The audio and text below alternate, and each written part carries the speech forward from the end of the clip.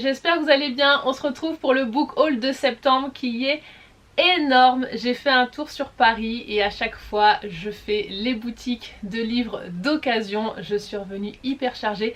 Là c'est pratiquement que de l'occasion. N'hésitez pas à me lâcher un petit like, un commentaire, ça fait toujours plaisir. Pour la majorité silencieuse, l'emoji traditionnel des book hauls, c'est les petits billets qui s'envolent. Voilà, mes économies sont parties loin, loin, très loin. Je vais vous faire une présentation rapide parce que sinon on n'est pas rendu. J'ai une BD, 17 romans et 45 mangas. Je vais vous présenter d'abord les services de presse, ensuite ce que j'ai acheté neuf et ensuite tout ce que j'ai acheté d'occasion par boutique. Donc tout d'abord en service de presse, j'ai reçu le tome 3 de l'Ogre Lion chez Dracou. C'est une série qui est terminée en 3 tomes. Je ne l'ai toujours pas commencé, je l'ai mise dans ma pile à lire de l'automne. C'est une BD avec de l'anthropomorphisme. Je vais vous montrer rapidement des planches. A priori ça a l'air assez sanglant, donc je vous ai montré une planche assez soft. Dernier service de presse, c'est un manga, c'est le tome 1 de Aux côtés du dieu loup chez Doki Doki. Les dessins avaient l'air super beaux, l'histoire toute mignonne, hâte de découvrir ça. Je vous ai montré en short l'unboxing de ce service de presse parce qu'il y avait des goodies à l'intérieur. Ensuite en neuf j'ai ceci, le tome 4 de la saga Cruel garçon perdu de Niki Synchro chez Roncière, c'est The Fire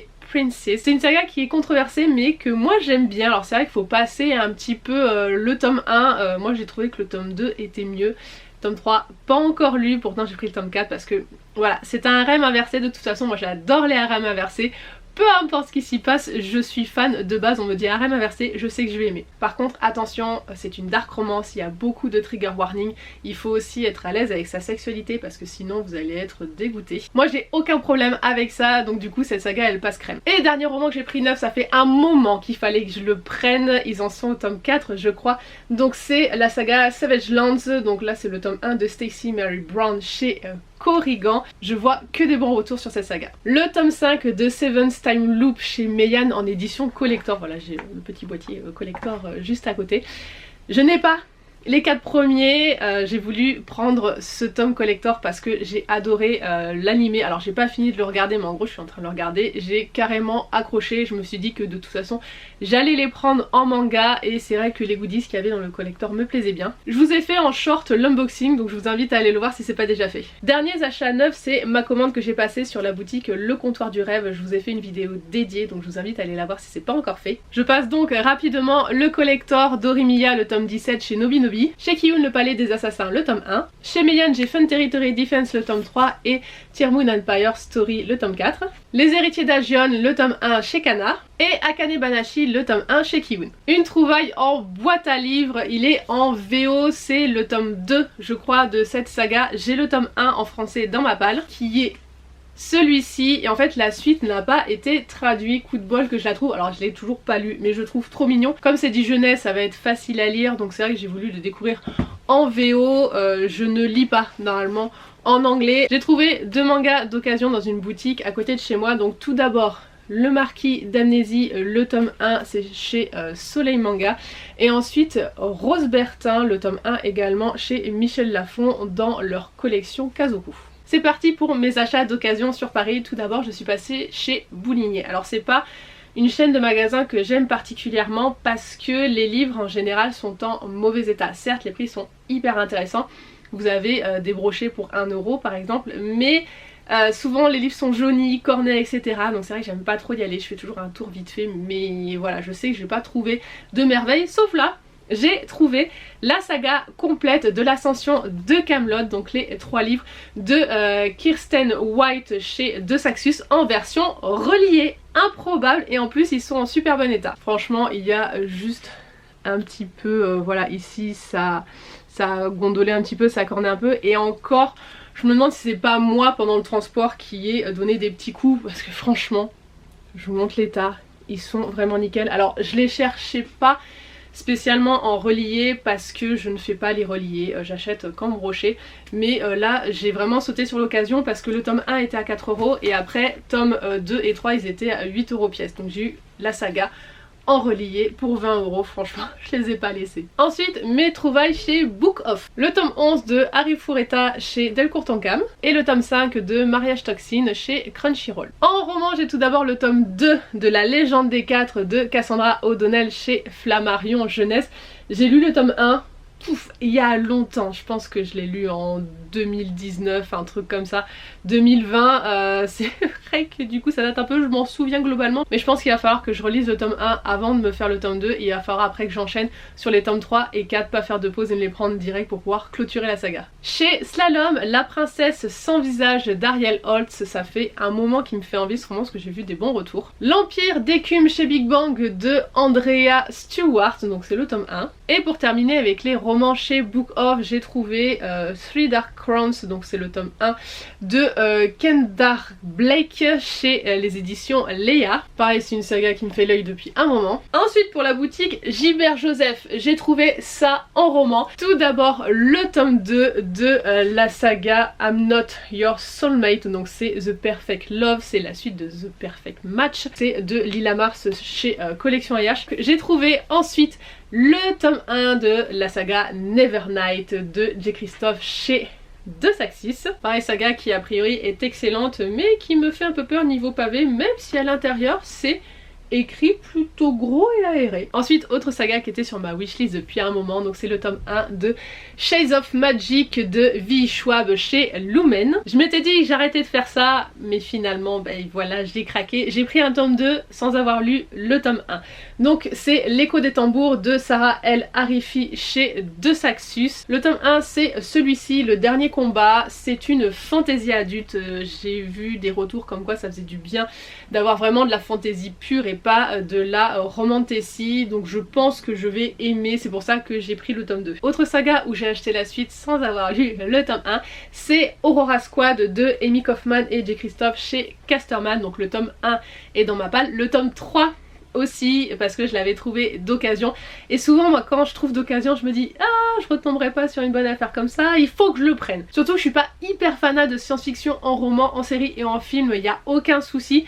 Je sais pas pourquoi j'ai fait ça. Ensuite on a Chasseur de flammes, donc c'est le tome 1 de Afsha Faisal chez De Saxis. Et on termine les romans trouvés chez Gilbert Joseph par Seul un monstre, le tome 1 de Vanessa Len chez Lumen. Alors là c'était un peu particulier parce que j'avais le tome 2 dans ma palle que j'avais trouvé d'occasion à un bon prix. Voilà, j'avais sauté sur l'occasion, je me suis dit bah j'attendrai de trouver le tome 1 d'occasion. Voilà, mais si ça se trouve je vais pas aimer, mais j'ai la saga. Et en manga chez Gilbert Joseph, j'ai trouvé ça. Tout d'abord, j'ai les tomes 3 et 4 de The Quintessential Quintuplets chez Pika. J'avais lu les 2 premiers tomes, j'ai bien accroché. Les tomes 3 et 4 de la saga Les Tisserands de la Vérité chez Komiku.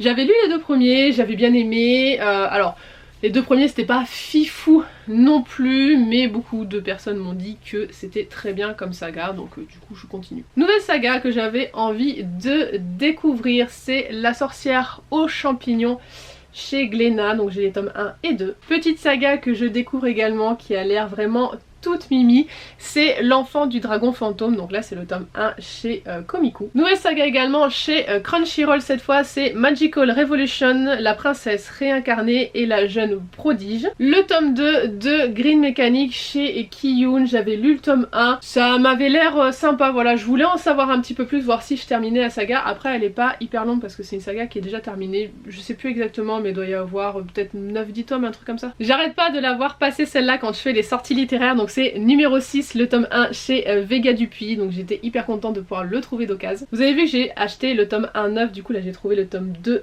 d'occasion, donc c'est Akane Banashi chez Kiyun. Et pour terminer, un très vieux manga, c'est Rosy Rose, le tome 4 chez Pika.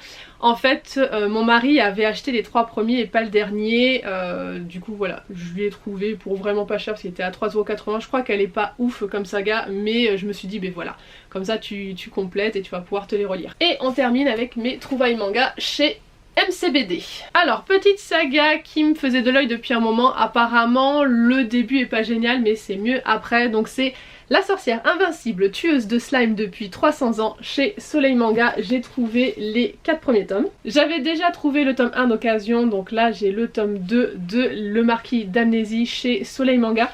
Moi un manga pour le juger globalement j'attends 2-3 tomes. Ensuite Arifureta de 0 à Hero, là j'ai les tomes 4, 5, 6, 7 et 8, c'est chez Delcourt Tonkam, donc j'avais commencé à les lire. J'avais lu je crois les 2 ou 3 premiers, donc c'est pour ça que j'ai voulu continuer. Petite saga terminée en 4 tomes, j'avais lu le premier, j'avais bien aimé. Alors je crois que le tome 4, c'est ça, c'est un peu un spin-off, donc techniquement c'est terminé en 3 tomes et ça c'est un spin-off, donc c'est Si je suis la vilaine, Automate et le boss final chez Meian, donc j'ai pris les tomes 2 et 3. Et là c'est le spin-off Ils vécurent heureux. J'ai le tome 1 dans ma palle, je n'ai pas encore lu, donc c'est bien que j'ai trouvé le tome 2, comme ça je vais pouvoir enchaîner, savoir si je continue.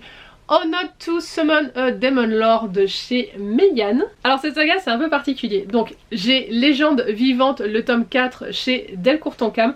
D'occasion j'avais trouvé les tomes 1, 2, 3 et 5. Donc là j'ai réussi à mettre la main sur le tome 4. Je vais lire ces 5 premiers, savoir si je continue. Mais j'ai vu des bons retours, donc je pense qu'il n'y a pas de souci normalement. Saga chouchou, saga coup de cœur. Il me manquait le tome 12, donc c'est cool, j'ai pu le trouver d'occasion. Donc Les Carnets de l'apothicaire chez Kiyun. C'est la saga que je recommande à tout le monde si vous voulez commencer les mangas. Parce que c'est vrai que souvent, quand on parle de manga aux gens, c'est oh, c'est que de la baston, moi je suis pas fan de la violence, machin et tout. Lisez Les Carnets de l'apothicaire. Mais on y reviendra, je ferai une vidéo dessus. Toujours dans les apothicaires, cette fois-ci, c'est L'extraordinaire apothicaire, le tome 4 chez Delcourt Tonkam. Pareil, là j'ai les tomes 1, 2, 3 et 6 que j'ai trouvé d'occasion, donc je complète un petit peu. J'ai toujours pas commencé, mais pareil, c'est une saga qui a du succès. J'avais trouvé le tome 1 chez Gilbert Joseph, donc là j'ai le tome 2 de L'enfant du dragon fantôme chez Komiku. Et on termine avec 3 titres de chez Meian, avec tout d'abord le tome 1 de The Saint Whose Engagement Was Broken. Vous avez vu cet accent génial. Et on continue avec l'accent pourri. Thought I am an inept villainess, la légende du papillon et du rat, échange de corps à la course. Il y a un titre toujours plus long, mais Yann, ils sont les pros pour ça.